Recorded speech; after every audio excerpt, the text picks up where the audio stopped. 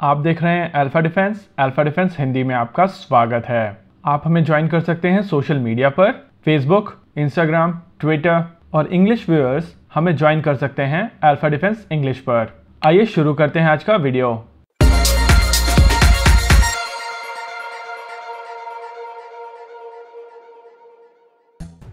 आज के इस वीडियो में हम लोग बात करेंगे टॉप 5 डिफेंस अपडेट्स के बारे में। आज का हमारा पहला अपडेट लाइट कॉम्बैट एयरक्राफ्ट तेजस को लेकर आ रहा है। आज हिंदुस्तान एरोनॉटिक्स लिमिटेड के एयरपोर्ट से एक नए तेजस एयरक्राफ्ट ने अपनी पहली उड़ान भरी। यह एयरक्राफ्ट था SP-24। इससे पहले FOC स्टैंडर्ड के 3 एयरक्राफ्ट भारतीय वायुसेना को डिलीवर किए जा चुके हैं।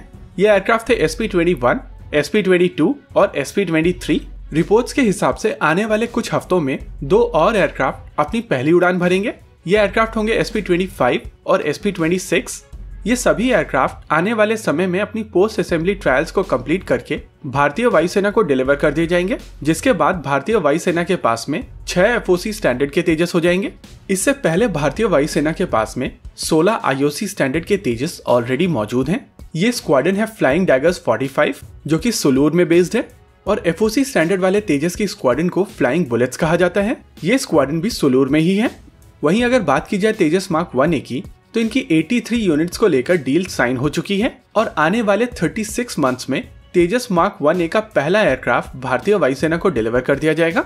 फिलहाल डील के हिसाब से पहले चरण में यानी कि पहले फेज में 16 एयरक्राफ्ट पर ईयर के हिसाब से डिलीवर किए जाएंगे और बाद में नंबर बढ़कर 24 एयरक्राफ्ट तक जाएगा। FOC स्टैंडर्ड के तेजस की डिलीवरी के बाद में HAL को साल 2024 से पहले भारतीय वायुसेना को 8 ट्रेनर एयरक्राफ्ट भी डिलीवर करने हैं। हालांकि 83 तेजस की डील में 10 एयरक्राफ्ट ट्रेनर होंगे और ये ट्रेनर एयरक्राफ्ट भी तेजस मार्क 1 स्टैंडर्ड्स के होंगे। हालांकि फिलहाल ये चीज क्लियर नहीं है कि इन एयरक्राफ्ट की डिलीवरी 2024 से पहले होगी या बाद में। अब बात करते हैं मिलान 2T के बारे में। मिलान 2T anti tank guided missile को लेकर आज BDL को एक ऑर्डर दिया गया है। इस ऑर्डर के तहत BDL की तरफ से भारतीय थल सेना को 4960 यानी कि 4960 यूनिट मिलान 2T भारतीय थल सेना को डिलीवर की जाएंगी। इन एंटी टैंक गाइडेड मिसाइल्स को MBDA बनाता है और भारत में लाइसेंस के तहत भारत डायनेमिक्स लिमिटेड यानी कि BDL इन एंटी टैंक गाइडेड मिसाइल्स को मैन्युफैक्चर करेगा और भारतीय थल सेना को डिलीवर करेगा। अगर मिलान की बात की जाए तो ये 1972 से अलग अलग देशों की सेनाओं के साथ में ऑपरेशनल है, और अगर आज भारतीय सेना इसके अच्छे खासे नंबर में ऑर्डर दे रही है तो उसका कारण ये है कि भारतीय थल सेना के पास में इसके अच्छे खासे लॉन्चर्स हैं और इस समय भारतीय सेना इसको बंकर बस्टर रोल में LOC पर काफी तादाद में यूज कर रही है। इस मिसाइल की रेंज लगभग 2 किलोमीटर तक की है और ये semi automatic command to line of sight mode में काम करती है।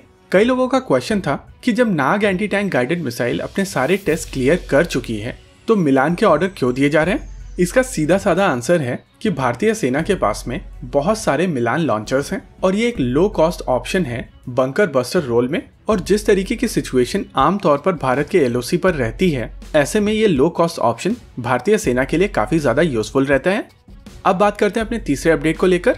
तीसरा अपडेट पाकिस्तान को लेकर आ रहा है। कल पाकिस्तान के आर्मी चीफ ने मीडिया में दिए गए एक स्टेटमेंट में कहा कि भारत और पाकिस्तान को अपने पास को बरी करके यानी कि अपने पास को पूरी तरीके से भूल के आगे बढ़ना चाहिए, यानी कि उनकी तरफ से इनडायरेक्टली या कहें डायरेक्टली शांति वार्ता को लेकर पेशकश की गई है और कहा गया है कि कश्मीर डिस्प्यूट का हल बातचीत से ही निकल सकता है।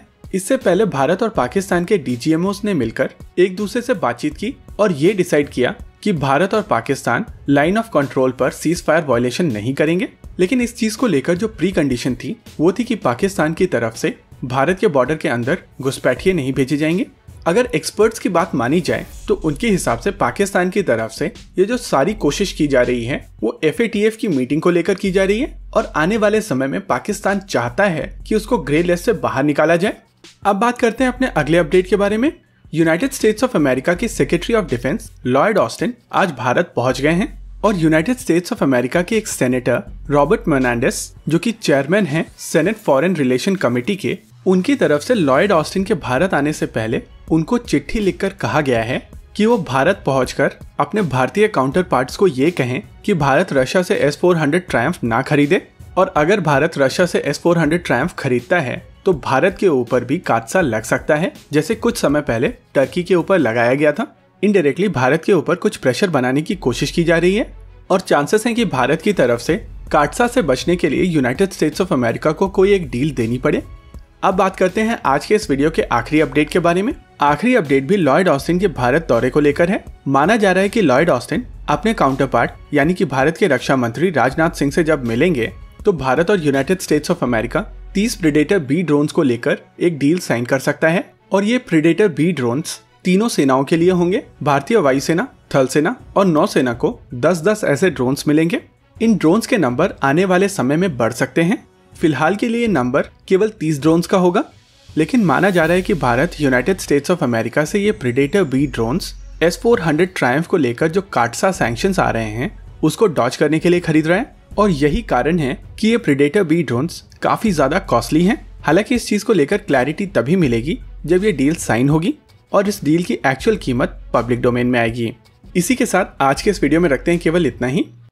आपको क्या लगता है बताइए हमें कमेंट सेक्शन में। आगे आप कौन सा वीडियो देखना चाहते हैं बताइए हमें कमेंट सेक्शन में। वीडियो को अंत तक देखने के लिए धन्यवाद। अगर आपको वीडियो पसंद आया हो तो आप इसे अपने दोस्तों के साथ जरूर शेयर करें, और अगर नहीं पसंद आया तो बताइए हमें कमेंट सेक्शन में आखिर क्यों। देखते रहिए अल्फा डिफेंस। धन्यवाद। जय हिंद।